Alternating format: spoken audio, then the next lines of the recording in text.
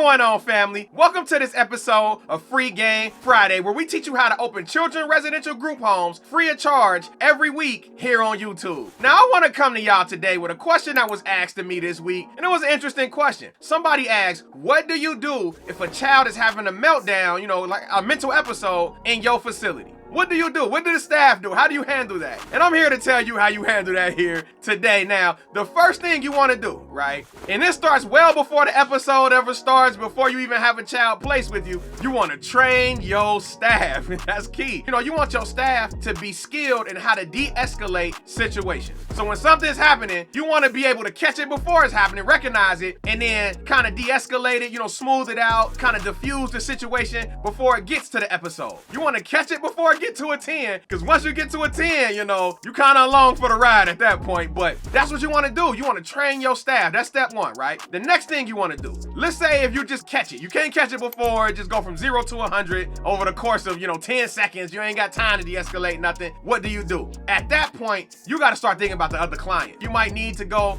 move them to a safe space. You might need to go sit with the child, try to control whatever the child is doing, give them a person to talk to. You still got to try to de-escalate. But if you can't de-escalate, sometimes the local authorities get involved. Sometimes you got to call 911. Sometimes you got to call, the mobile crisis unit. Sometimes you got to transport these kids to mental hospitals so they can be stabilized. It really just depends. But the first thing you want to do, the absolute number one steps that will prevent all this from happening in the beginning, is you want to train your staff on how to de-escalate situations. How to recognize these cues and these signs when a child is getting irritated, getting agitated, and it's about to be a situation on your hands. You want to do that first. So I hope this was helpful. I hope that answered the question. If y'all got any more questions, feel free to drop it down in the description section below, down in the chat, and we'll be happy to give you that information. If you want to learn about opening group homes and you want to take one of our free classes, we got a free class that we offer every single week. You can click that top link in the description. If you already know this is what you want to do, we got a community. This community is only $29 a month. That's the second link in the description. Just click them, and